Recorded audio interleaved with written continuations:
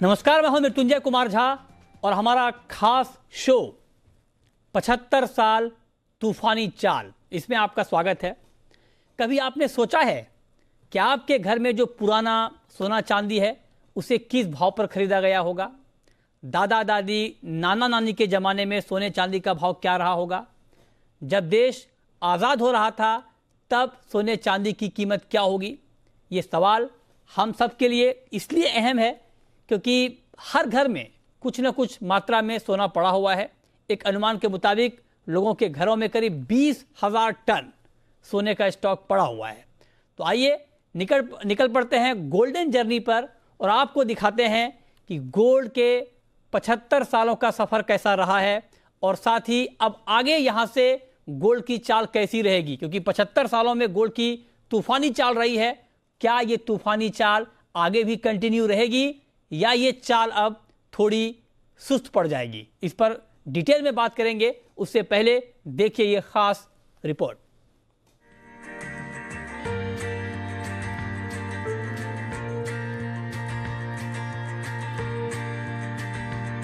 अगर आपके घर में 1947 के वक्त का सोना पड़ा है तो जानते हैं आप कि कितने प्रतिशत मुनाफे में बैठे हैं? आंकड़ा बताना तो दूर, अंदाजा लगाना भी मुश्किल होगा। 52,000% से ज्यादा का मुनाफा। जी हाँ, आप बिल्कुल ठीक सुन रहे हैं, 52,000% से ज्यादा का मुनाफा। जब देश 1947 में आजादी का जश्न मना रहा था तब 10 ग्राम सोने का भाव 100 रुपए भी नहीं था, जो आज 46,000 रुपए के करीब है। आजादी के वक्त 10 ग्राम सोने का भाव 88 रुपए के करीब था। सोने को 100 का आंकड़ा छूने में 10 साल से ज्यादा का वक्त लग गया। 1959 में पहली बार सोने ने 100 के आंकड़े को पार किया और भाव 102 रुपए के ऊपर गया। 100 से 500 रुपए का सफर तय करने में सोने को 15 साल लग गए और आखिरकार 1974 में सोने ने 500 रुपए के स्तर को पार किया। लेकिन यहाँ से सोने की चाल बदल गई और रफ्तार तेज हो गई। 500 से 1000 और 1000 से 2000 का सफर तय करने में 5-5 साल ही लगे। उसके बाद 1985 से 2007 तक सोने के दाम 5 गुना बढ़ गए और 2007 में सोने ने 10,000 के स्तर को पार कर लिया। फिर सोने के सफर में एक बड़ा ट्विस्ट आया। 2008 की ग्लोबल मंदी ने दुनिया की इकोनॉमी को बड़ा झटका दिया। निवेश के सारे विकल्प फीके पड़ गए। क्या शेयर बाजार, क्या रियल एस्टेट, क्या म्यूचुअल फंड, सब के सब धड़ाम।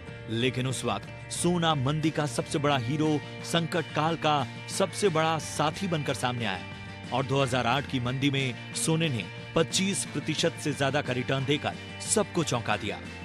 उसके बाद लोगों का सोने पर भरोसा इतना बढ़ गया कि महज 3 साल में सोने के दाम 2 गुने से ज्यादा बढ़ गए। 2008 में 12,500 के भाव पर बिकने वाला सोना 2011 में 26,000 के पार चला गया। उसके बाद तो ऐसा सुनहरा सफर शुरू हुआ कि 10 साल से भी कम समय में 2020 में सोना 50,000 और फिर 56,000 के भाव पर भी बिका, जो अब तक का रिकॉर्ड है। हालांकि अभी सोने का भाव रिकॉर्ड ऊंचाई से करीब 10,000 रुपए कम यानी 46,000 के पास है। लेकिन जानकार मानते हैं कि अगले 1.5-2 साल में सोना 60,000 तक भी जा सकता है। चांदी का सफर भी कम दिलचस्प नहीं है। 75 सालों से ज्यादा वक्त में सोने चांदी की जोड़ी हिट रही है।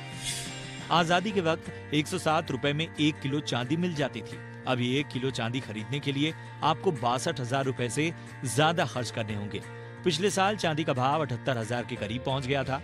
75 सालों के इतिहास में चांदी में सबसे बड़ी तेजी पिछले साल ही आई थी। 2020 के मार्च में 33,500 के करीब बिकने वाली चांदी महज 5 महीने में यानी अगस्त में 78,000 के करीब बिकने लगी, जो अब तक का रिकॉर्ड है। जानकारों का मानना है कि दुनिया की इकोनॉमी एक बार पूरी तरह से कोरोना से उबर जाए तो चांदी 2-3 सालों में 1 लाख का सफर भी तय कर सकती है। ब्यूरो रिपोर्ट, जी मीडिया। तो ये हमने आपको गोल्ड और सिल्वर का सफर दिखाया कि आज़ादी के बाद से सोने चांदी की चाल कैसी रही है। तो बहुत बेहतरीन सफर तय किया है बुलियन मार्केट ने। अब सवाल यह है कि यहाँ से आगे की रफ्तार होगी क्या, और पिछले 75 सालों का जो सफर रहा है क्या वो एक माइलस्टोन है मार्केट के लिए या अभी कुछ और बड़ा होना बाकी है? इस पर हम बात करेंगे। हमारे साथ मेहमानों का एक बड़ा पैनल जुड़ा है। हमारे साथ हैं पृथ्वीराज कोठारी, प्रेसिडेंट हैं इफ्जा के। हमारे साथ आशीष पेठे हैं, चेयरमैन हैं जेम्स एंड ज्वेलरी काउंसिल के, और साथ ही किशोर नारने हैं मोतीलाल ओसवाल के। आप तीनों का बहुत बहुत स्वागत है। और सबसे पहला सवाल कोठारी जी आपसे ही होगा, चूंकि आज की हमारी थीम ये है कि 75 साल तूफानी चाल। और चूंकि ठीक है 75 साल तो बहुत लंबा वक्त होता है, लेकिन आप भी सर काफ़ी वक्त से बुलियन मार्केट से जुड़े हुए हैं। आप जरा बताएं कि ये जो चाल हमने पिछले 75 सालों में गोल्ड की देखी है 52,000% से ज़्यादा, मतलब अगर किसी के घर में आज़ादी के वक्त का सोना पड़ा होगा तो उसमें 52,000% का रिटर्न मिल चुका है। सर इस सफ़र को आप किस तरह से देख रहे हैं कोठारी जी?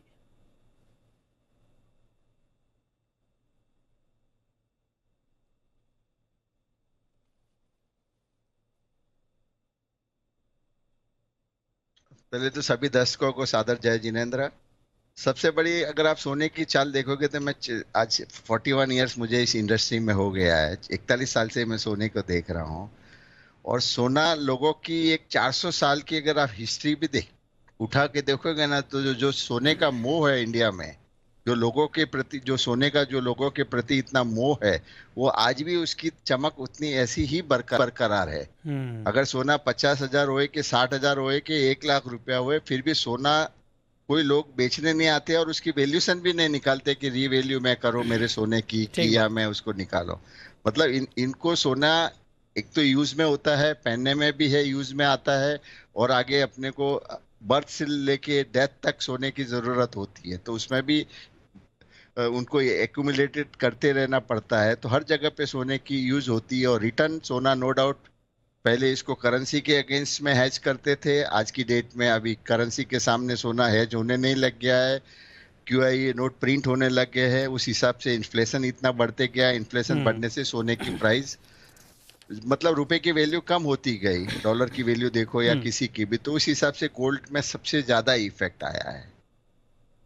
हाँ ठीक बात है, ये आपने बिल्कुल ठीक बताया। लेकिन अब आशीष पेठे जी, एक बात सर मैं आपसे पूछना चाहता हूँ कि किसी भी कमोडिटी के साथ, या ये तो शेयर में भी होता होगा, कि जब जो प्राइस दिखता है उसके आगे का भाव का अंदाज़ा लगाना बहुत मुश्किल होता है, और ख़ास करके उस भाव का जो बहुत ज़्यादा ऊपर या नीचे हो जाए। अब आप देखिए कि 1947 में 88 रुपये के आसपास था गोल्ड का भाव, तो उस वक्त किसी ने सोचा नहीं होगा कि यही गोल्ड कभी 56,000 भी चला जाएगा।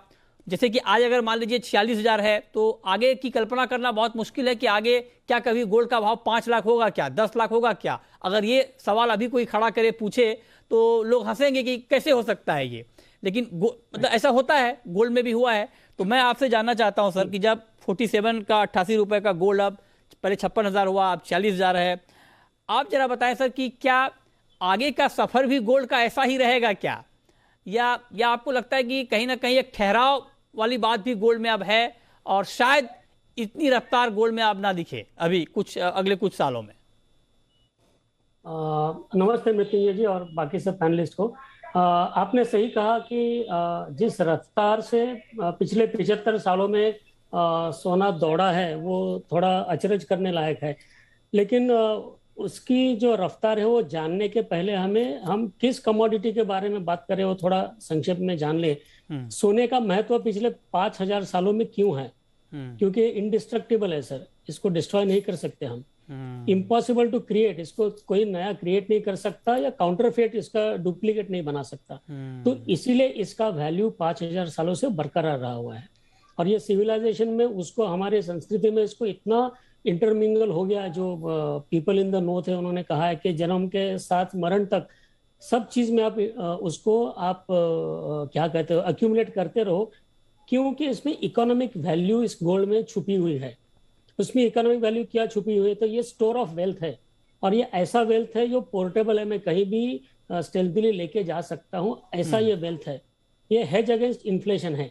अभी आपने ये कहा कि 1947 में सोने की कीमत क्या थी और आज की तारीख में सोने की कीमत क्या है, ये अगर हम गिनते हैं उसके साथ साथ 1947 में रुपये की कीमत क्या थी, बिल्कुल बिल्कुल बिल्कुल सर, मुझे क्या मिलता था, और आज 1 रुपये में मुझे क्या मिलता है। सो इट इज, ये इन्फ्लेशन का हेज होने के कारण जैसे इन्फ्लेशन बढ़ता है उसी रीत से सोने की वैल्यू भी बढ़ती है। ये सेफ हेवन है, इसको यूनिवर्सली एक्सेप्ट किया जाता है, इसलिए ये रफ्तार जो हमने देखी हुई है। और 1947 से आज तक देखते हैं तो इसमें सबसे बड़ा जो इवेंट हुआ था वो हमें याद रखना चाहिए, वो 1971 में जो निक्सन ने गोल्ड स्टैंडर्ड को हटा दिया था। जैसे आपके अभी पहले का आपने क्लिपिंग में देखा 1974 से दौड़ शुरू हो गई, क्योंकि 1971 को डॉलर की कीमत और सोने की उनकी स्टॉक उसको अलग कर दिया गया था। इसलिए सोना जैसे जैसे करेंसी डिवैल्यू होती है वैसे वैसे उस करेंसी में डिनोमिनेट किया हुआ सोना भागने वाला है। तो और ये सोने का जो स्टॉक है पूरे दुनिया में या जमीन के अंदर वो लिमिटेड है। तो ऐसे जो कमोडिटी 5000 साल से है जिसका स्टॉक लिमिटेड है, उसका लॉन्ग टर्म में धीरे धीरे भाव बढ़ना, ये I think it is a foregone conclusion. अभी ठहराव हो के ये ठहराव 6 महीने का होगा, उसके बाद दौड़ेगा, ठीक बात है, 2 महीने का होगा, ये अपनी जियोपॉलिटिकल सिचुएशन पे डिपेंडेंट होगा सर। राइट, ये आप बात आपने बहुत महत्वपूर्ण कही कि जिसकी सप्लाई लिमिटेड है, जो कभी डिस्ट्रॉय नहीं हो सकता। तो मतलब ये कुल मिलाकर पेठे जी ये कहना चाह रहे हैं कि आगे भी गोल्ड की चाल बहुत अच्छी रहेगी, इसमें कोई शक नहीं है। हाँ, थोड़ा बहुत ठहराव तो मार्केट में आता है और पहले भी आया है, जो अभी हमने आंकड़े दिखाए हैं। लेकिन अब किशोर नारने जी, मैं एक सवाल आपसे पूछना चाहता हूं, और एक बात और, जो पेठे जी ने अभी करेंसी की बात की, तो करेंसी अपने दर्शकों को बता दूं कि 1947 में डॉलर हमसे बलवान नहीं हुआ करता था। मतलब हम डॉलर से बराबरी का भाव रखते थे, और ₹1 का भाव, मेरे ख्याल से $1 का भाव ₹1 था, मतलब बराबर था रुपया और डॉलर। बाद में मेरे ख्याल से जब पहली पंचवर्षीय योजना हुई, उसके बाद से रुपया डिवेल्युएट होना शुरू हुआ, और उसके बाद गिरते गिरते आज $1 का भाव 74-75 तक पहुंच गया। ठीक है, लेकिन अब जरा किशोर जी मैं आपसे पूछना चाहता हूं कि गोल्ड के इस सफर में एक वक्त ऐसा आया, हालांकि गोल्ड पर लोगों का भरोसा पहले से था, लेकिन एक वक्त ऐसा आया जब गोल्ड के ऊपर लोगों का भरोसा और बहुत ज्यादा बढ़ गया। और ये भरोसा जब बढ़ा, वो दौर हमने भी देखा है, आपने तो देखा ही होगा। 2007-8 की बात कर रहा हूं मैं, जब ग्लोबल मंदी आई थी। उस वक्त जब निवेश के सारे विकल्प फीके पड़ गए थे, क्या रियल एस्टेट, क्या शेयर, क्या बाकी ऑप्शन, उस वक्त गोल्ड सबसे बड़ा हीरो बनकर सामने आया था और 25% से ज्यादा का रिटर्न देकर सबको चौंका दिया था। और 2008 में 12,500 के आसपास बिकने वाला गोल्ड 3 साल में ही 26,000 के ऊपर चला गया। तो मैं आपसे पूछना चाहता हूं कि इतना बड़ा भरोसा जब गोल्ड के ऊपर डेवलप हुआ, क्या आपको लगता है कि गोल्ड की ये तासीर अभी भी बरकरार है, और आगे भी जब कोई ऐसे हालात होंगे, हालांकि हमने कोरोना में भी देखा ये, तो क्या गोल्ड उसी मजबूती के साथ खड़ा रहेगा? किशोर जी, उसमें कोई बदलाव नहीं हुआ है क्या?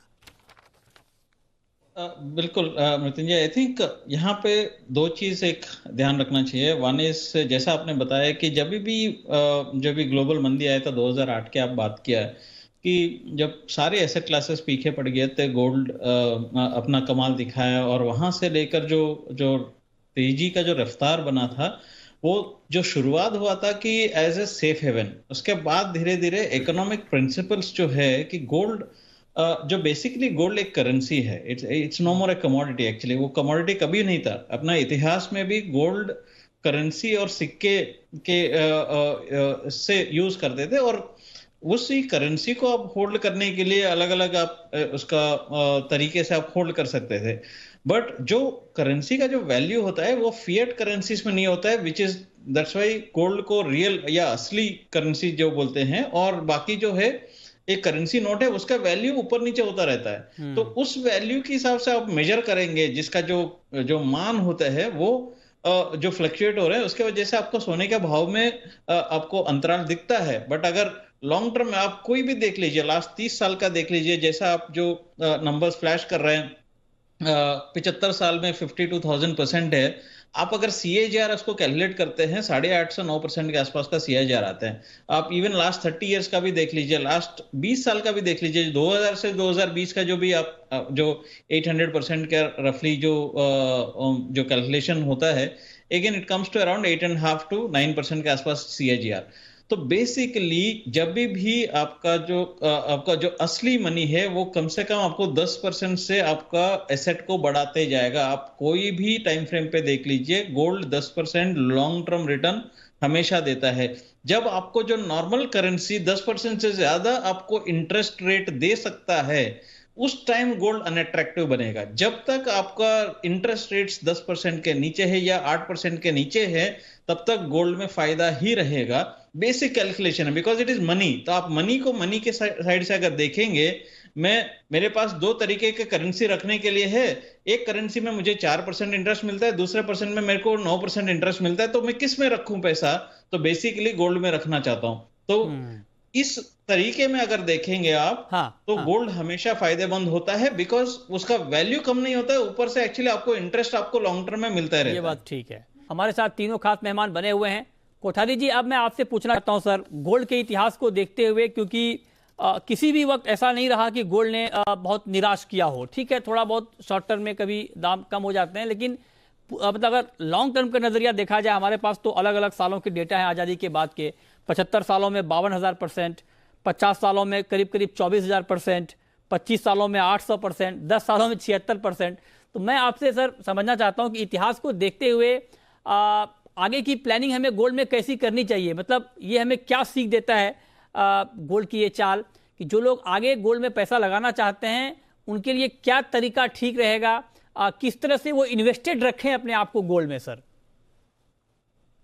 देखिए मृत्युंजय जी, जो 2 साल जो कोविड का सिचुएशन में, इस पेंडेमिक में जो गोल्ड ने एक अलग रफ्तार में लिया है, नो डाउट जैसे जैसे वैक्सीनेशन होते जा रहे हैं और जैसे जैसे कंट्री खुलती जा रही है और एक दूसरे से फिर अगर ट्रैवलिंग स्टार्ट हो जाती है, तो थोड़ा बहुत मुझे लगता है कि प्रेशर गोल्ड पे बना रहेगा, क्योंकि गोल्ड उतनी रफ्तार से तेज नहीं होगा। फिर उसकी देखिए, अगर आप माइनिंग कॉस्ट देखोगे तो अराउंड $1,200-1,300 इसकी माइनिंग कॉस्ट आ रही है आज की डेट में, इस सिचुएशन में। तो कॉस्ट उसकी $1,200-1,300, और अगर मुझे अपॉर्चुनिटी अच्छी मिलती है अहेड ऑफ, अगर यूएस डॉलर इंक्रीज होने चालू हो जाता है, तो गोल्ड की रफ्तार थोड़ी धीरे हो सकती है।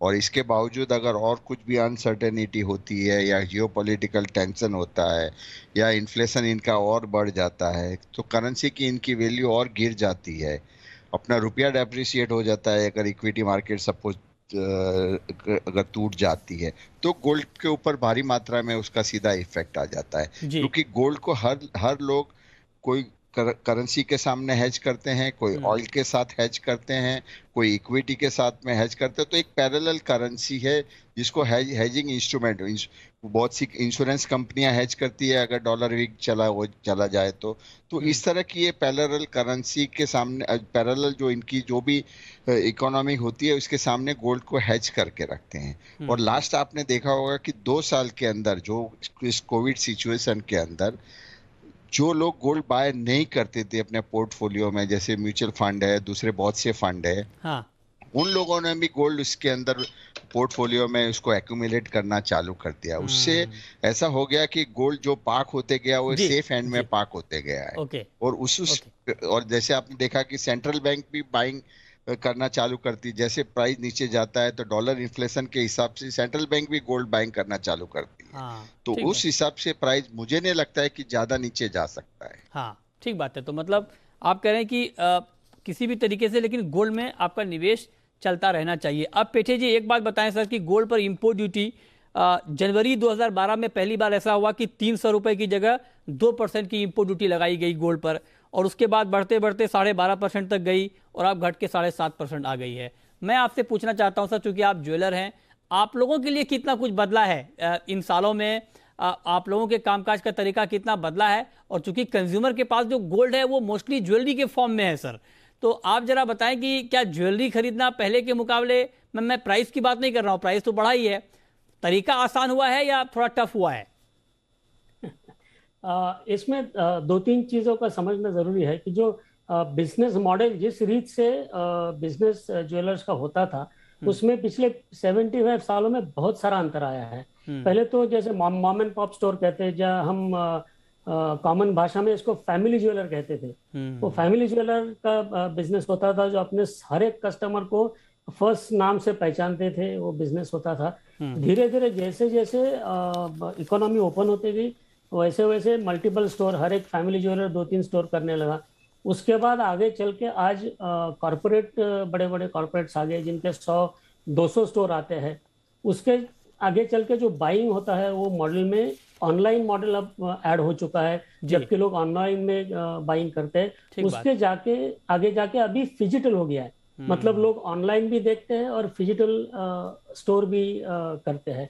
तो इसमें जो बाइंग प्रोसेस है उसमें चेंज आ गया। पहले पूरा फैमिली डिसाइड करता था, हाँ, वो फैमिली की जगह अभी इंडिविजुअल आदमी अपना डिजाइन सिलेक्शन करता है। ठीक बात। पहले सिर्फ प्यूरिटी और ट्रस्ट पे पूरा भरोसा करते थे।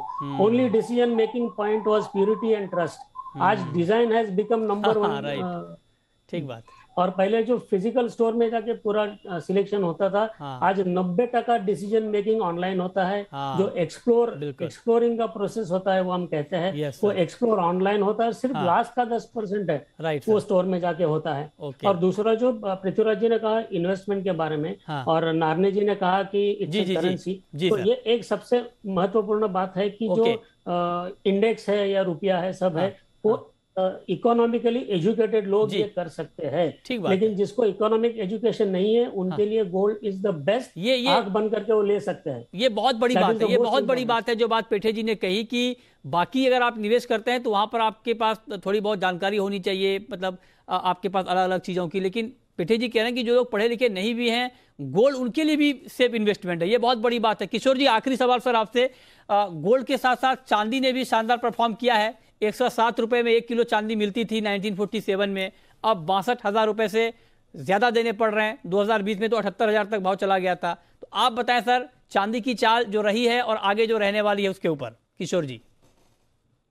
चांदी में भी ऐसे गोल्ड को फॉलो करता है चांदी, बट जैसा मैं हमेशा हर बार आपसे बात करता हूं तो मैं बताता हूं कि चांदी का जो वॉलेटिलिटी है वो बहुत खतरनाक है। अभी आप देख लीजिए, पिछले दो चार दिनों में जो ऑलमोस्ट 4,500 रुपए आपको 2 दिन में आपको डाउन साइड देखने के लिए मिला। तो कॉन्फिडेंस लेवल आपको जब भी चांदी में इन्वेस्ट करते हैं, खास करके डेरिवेटिव्स में, तो आपका कॉन्फिडेंस लेवल बहुत शेकी हो जाता है। आप अगर फिजिकल ये कॉइन या कोई यूटेंसिल या जो भी सामान लेते हैं जो फिजिकल चांदी का, उसमें आपको यूटिलिटी वैल्यू देखते हैं normally rather than investment value actually. So ornaments फिर भी एक्चुअली गोल्ड का ऑर्नामेंट्स फिर भी एक तरीके का यूज होता है, but silver as a dead metal आपको इन्वेस्टमेंट के तरीके से मैं नहीं देखता हूं। मैं हमेशा इसको टैक्टिकल इन्वेस्टमेंट के तरीके से देखता हूं। अभी तेजी है 2-4-5 हजार का 10% का तेजी है, मैं उस तेजी को कैश इन करके निकल जाऊं। Tactical trading method. ये बात सही है, बिल्कुल